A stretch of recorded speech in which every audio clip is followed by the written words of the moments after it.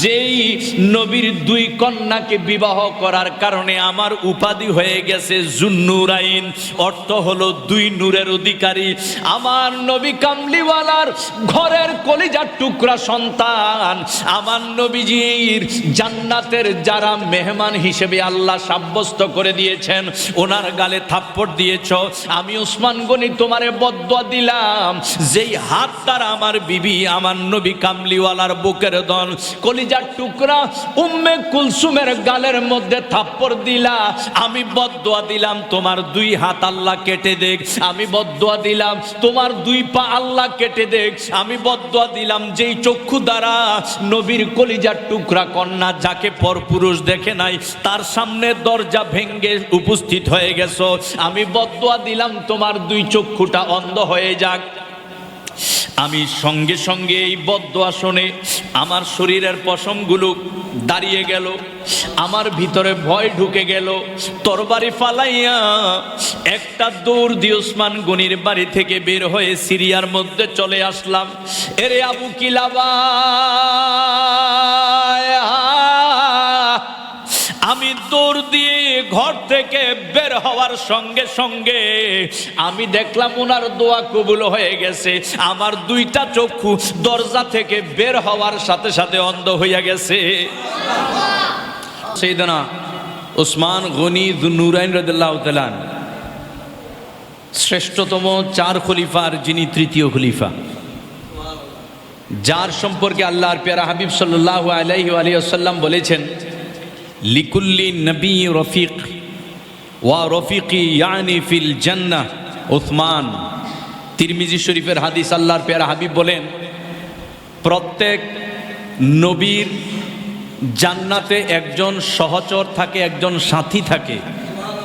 আর আমি রসুল খোদা, আমি নূরে মুজাসসাম রাহমাতুল্লিল আলামিনের জান্নাতের সঙ্গী হলো, জান্নাতের সহচর হলো, জান্নাতের সাথী হলো হযরত সাইয়েদনা ওসমান গনি। জোরে বলেন সুবহানাল্লাহ।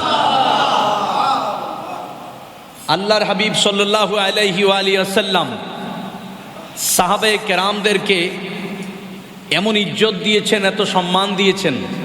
আল্লাহ তাআলা সাহাবায়ে কেরামদেরকে এত সম্মানিত করেছেন।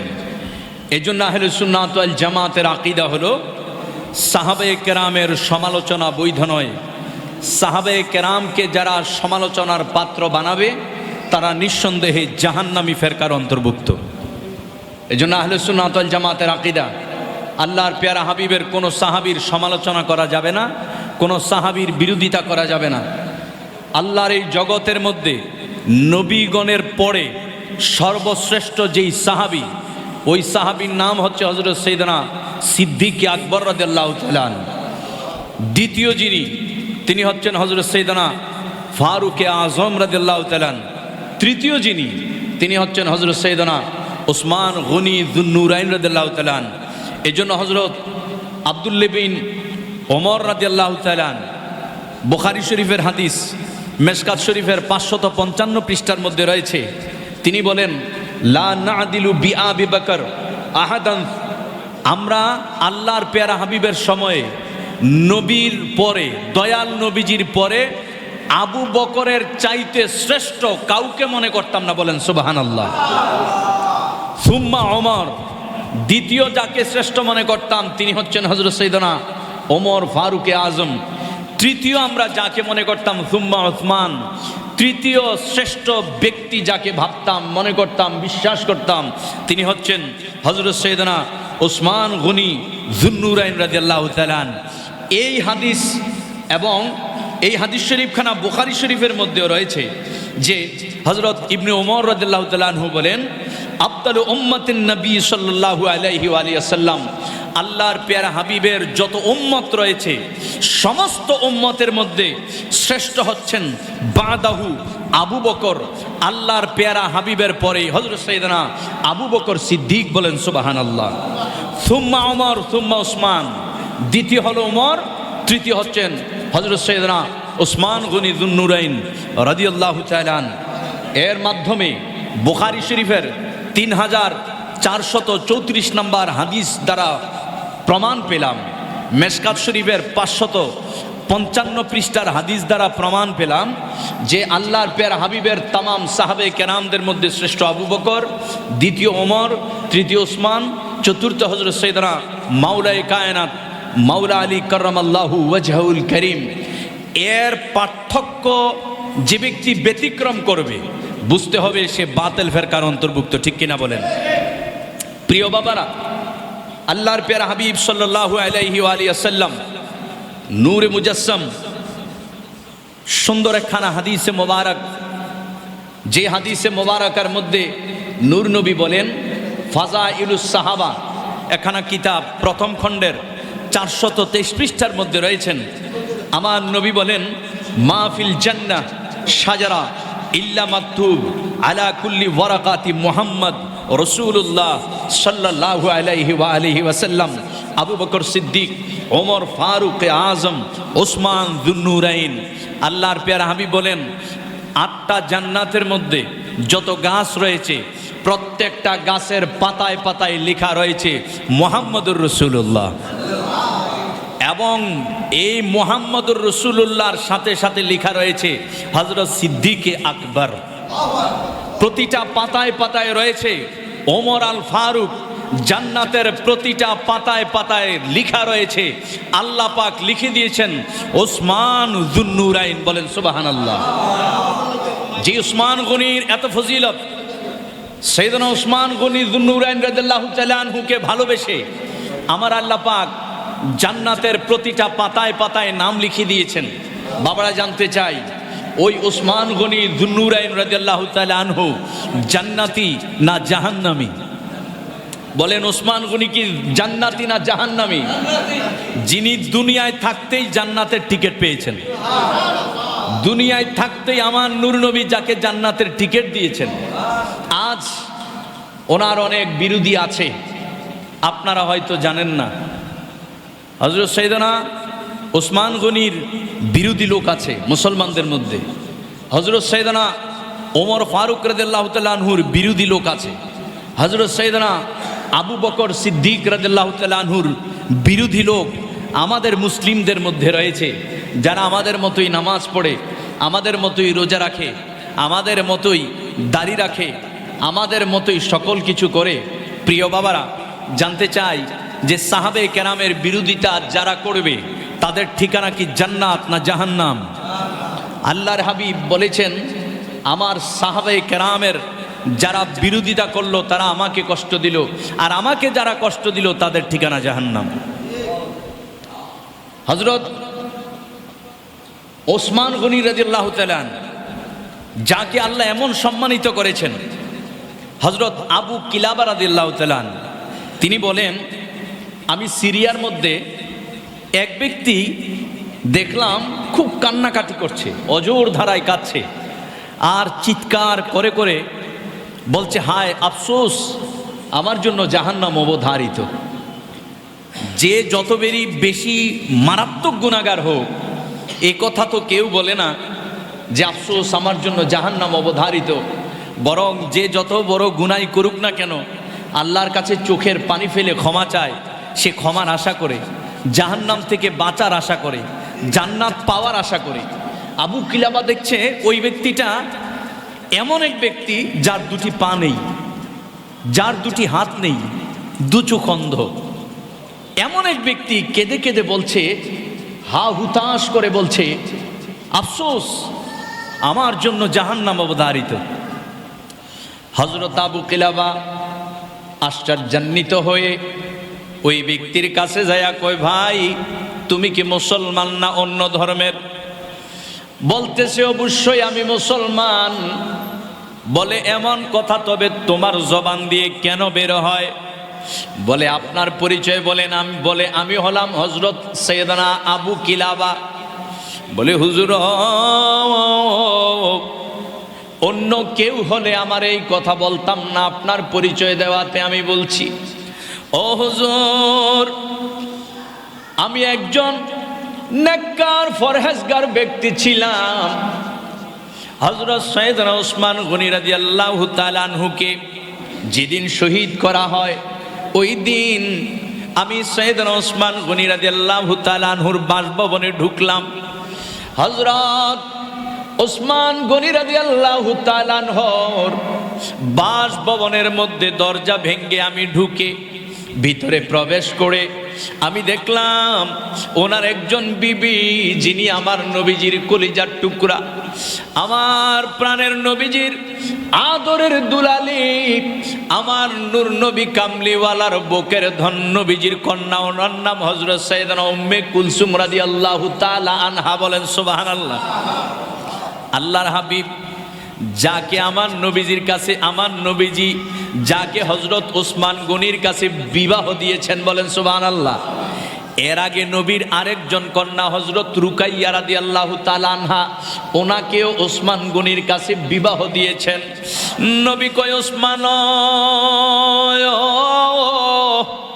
আমার যদি 40 জন কন্যা থাকতো ওসমান, আমি নূর নবী জানায়া দেই এই 40 জন কন্যা একে একে আমি তোমার কাছে বিবাহ দিতাম। এর দ্বারা বোঝা যায় ওসমান গনিকে দয়াল নবী ভালোবাসে না অপছন্দ করে? ওই লোক বলতেছে, কিলাবা আমি ওসমান গনির ঘরে ঢুকে দেখি নূর নবীর বুকের দান হযরত সাইয়েদাতুনা উম্মে কুলসুম রাদিয়াল্লাহু তাআলা আনহা ওনার ঘরের মধ্যে। আমি ঘরের মধ্যে যখন প্রবেশ করলাম, তরবারি নিলাম ওসমান গনিকে আঘাত করার জন্য। নবীজির কন্যা আমাকে এমন ধমক দিলেন, ধমক দেওয়ার পর রাগান্বিত হয়ে আমি নবীজির কন্যার গালের মধ্যে জোরে একটা থাপ্পড় মেরে দিলাম। বলেন নাউজুবিল্লাহ। যখন থাপ্পড় মারলাম, হযরত ওসমান গনি রাদিয়াল্লাহু তাআলা আনহু রাগান্বিত হয়ে আমি দেখলাম ওনার ওই দিনের জালালিয়ত, ওনার জালালি অবস্থা আমি দেখলাম প্রকাশ পেয়ে গেল। উনি ডাক দিয়ে বলে, রে আল্লাহর বান্দা, কার গালের মধ্যে তুমি থাপ্পড় মেরেছো একবারও ভাবলা না যেই নবীর 2 কন্যাকে বিবাহ করার কারণে আমার উপাধি হয়ে গেছে জুন্নুরাইন, অর্থ হলো 2 নূরের অধিকারী।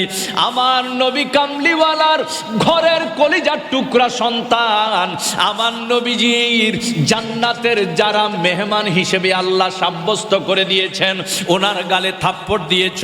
আমি ওসমান গনি তোমারে বদদুয়া দিলাম, যেই হাত দ্বারা আমার বিবি, আমার নবী কামলিওয়ালার বুকের দন কলিজার টুকরা উম্মে কুলসুমের গালের মধ্যে থাপ্পড় দিলা, আমি বদদুয়া দিলাম তোমার 2 হাত আল্লাহ কেটে দেখ।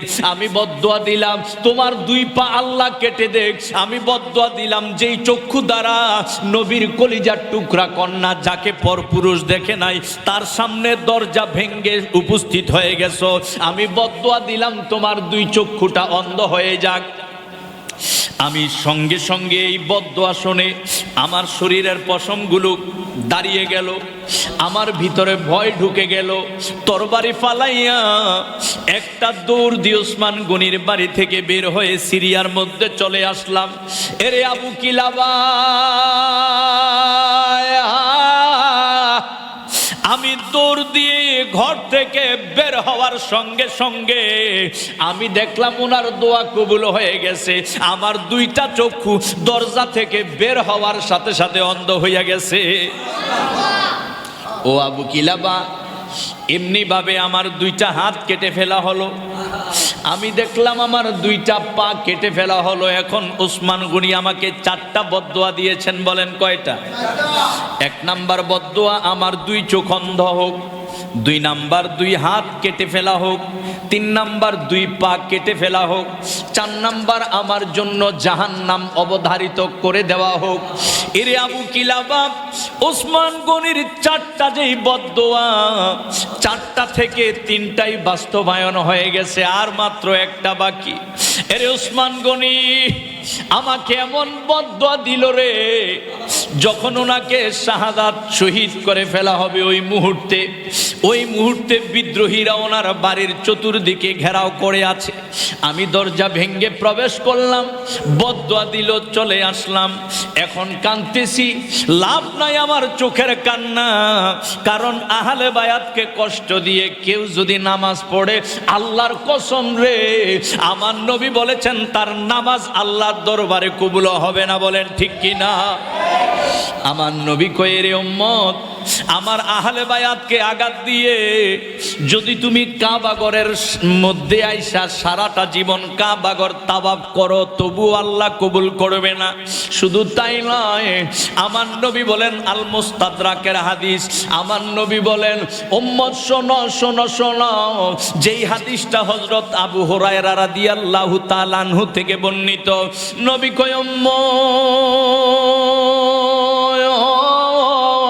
লাউ আন্না রাজুলান সাইদা বাইনার রুকনি ওয়াল মাকাম ফাসাল্লা ওয়া সামা সুম্মা মাতা ওয়া হুয়া মুগহাদুলি আহলে বাইতি রাসূল সাল্লাল্লাহু আলাইহি ওয়া আলিহি ওয়াসাল্লাম সুম্মা দাখালান নারা। আমার নবী কয়, উম্মত শোনো, ওরে উম্মত, নামাজ পড়ো, রোজা রাখো রে, হজ করো, যাকাত দাও, ইবাদত করো, বন্দেগী করো, তাহাজ্জুদ পড়ো, নফল নামাজ পড়ো রে।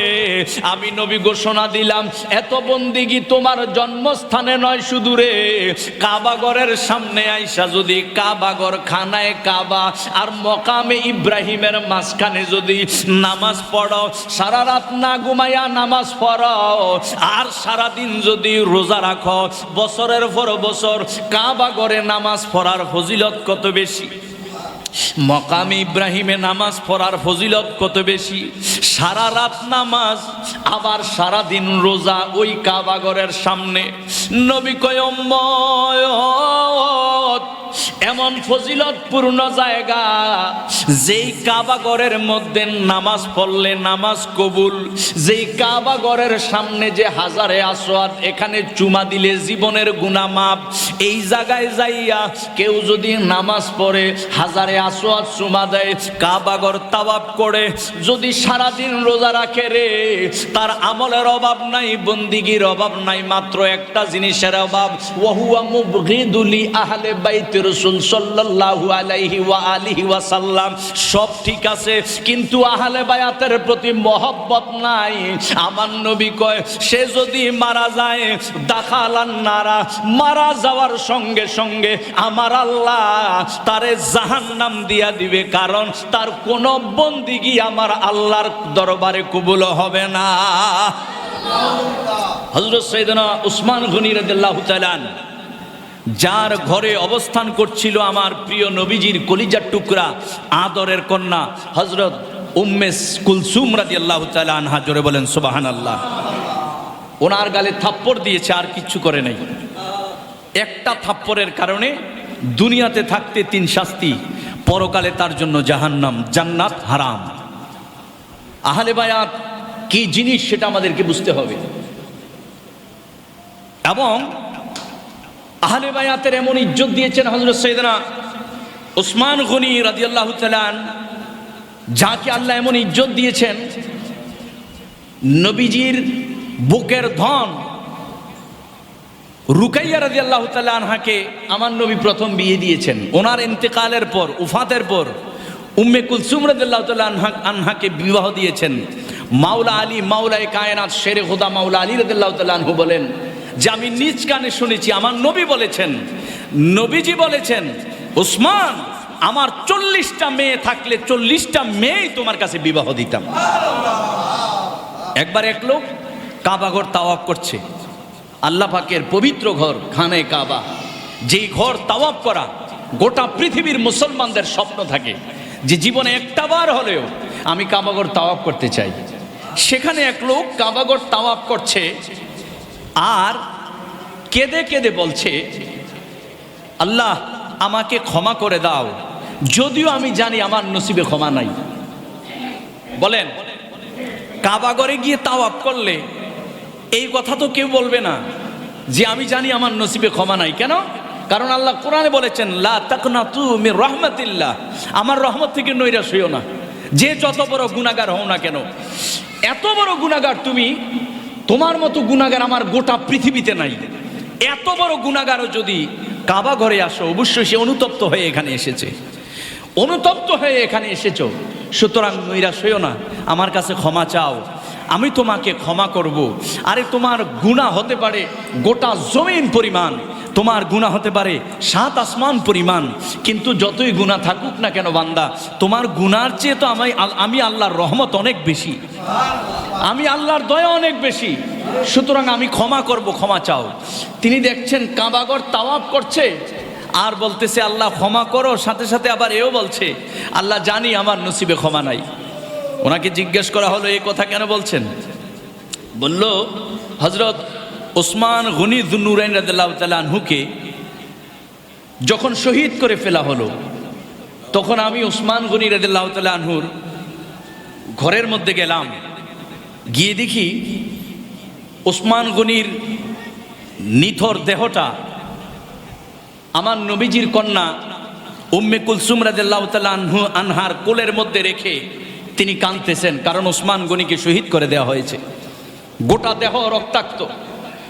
উনি শহীদ করার মুহূর্তে কোরআন তেলাওয়াত করছিলেন, কোরআন পর্যন্ত ওনার রক্তে ভিজে গেছে। উনি কোরআন পড়তেছিলেন, শহীদ হয়েছে কোরআন তেলাওয়াত অবস্থায়, ওনাকে শহীদ করে দেওয়া হলো। উম্মে কুলসুম রাদিয়াল্লাহু তাআলা আনহা কোলের মধ্যে নিয়ে কাঁদতেছেন, দেহের মধ্যে একটি সাদা কাপড় জড়িয়ে দিয়েছেন, মুখ মোবারক ঢাকা, মুখ মোবারক ঢেকে রেখেছেন। ওই ব্যক্তি বলতেছে যে আমি এখন কাবাগর তাওয়াফ করতেছি আর বলতেছি আল্লাহ আমাকে ক্ষমা করো, যদিও জানি আমার নসিবে ক্ষমা নাই। কেন বলছি জানেন? কারণ হলো আমি ওই সময় ওনার ঘরের ভিতরে প্রবেশ করলাম, প্রবেশ করে আমি উম্মে সালমাকে বললাম, উম্মে কুলসুম রাদিয়াল্লাহু তাআলা আনহাকে বললাম যে আপনি ওসমান গনির মুখ থেকে কাপড়টা সরান। তিনি আমায় জিজ্ঞেস করলেন কেন? ওই লোক বলল যে আমি অন্যদের সাথেও প্রতিজ্ঞা করেছি ওসমান গনি যদি মারা যায় ওসমান গনির গালে আমি একটি থাপ্পড় মারব। জোরে বলেন নাউজুবিল্লাহ। যিনি জান্নাতের সুসংবাদ প্রাপ্ত সাহাবী, সে ওসমান গনিকে থাপ্পড় মারার কথা যখন শুনলেন হযরত উম্মে কুলসুম, তিনি বললেন তুমি কি জানো না ওসমান গনির কেমন শান, কেমন শওকত, কেমন ইজ্জত? তুমি কি জানো না এই ওসমান, আমার নবীজি যখনই বিপদে পড়েছেন ওসমান বিপদে এগিয়ে এসেছেন। তাবুকের যুদ্ধের সময় এই ওসমান, আমার নবী যখন যুদ্ধের সরঞ্জাম কেনার জন্য টাকা পয়সা চাইলেন, এই ওসমান গনি গোটা সম্পদকে 2 ভাগ করেছেন, 2 ভাগ করে 1 ভাগ সম্পদ আমার নবীজির কদমে কোরবান করে দিয়েছেন। তুমি কি জানো না এই ওসমান গনিকে আমার নবী মুস্তাফা দুনিয়ায় থাকাকালেই 2 বার জান্নাতের টিকিট দিয়েছেন, আর তুমি ওসমান গনিকে থাপ্পড় মারতে চাচ্ছ? সে কোনো কথাই শুনলো না, কাপড়টা সরিয়ে, হযরত ওসমান গনি শহীদ হয়ে গেছে, এরপরেও ওনার গালের মধ্যে থাপ্পড় দিল।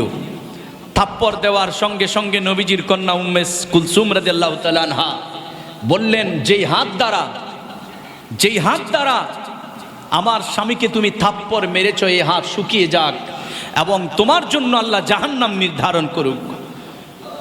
আমি থাপ্পড় দিয়ে ঘর থেকে এখনো বের হই নাই, আমি দেখলাম আমার হাত শুকিয়ে গেছে, আমার হাত পায়ে সাথে সাথে পছন ধরে গেছে, সাথে সাথে হাত পায়ে পছন ধরে, এখন আমার দেহ পচা, এখনো আমার শরীরের বিভিন্ন অঙ্গ প্রত্যঙ্গ পচে আছে।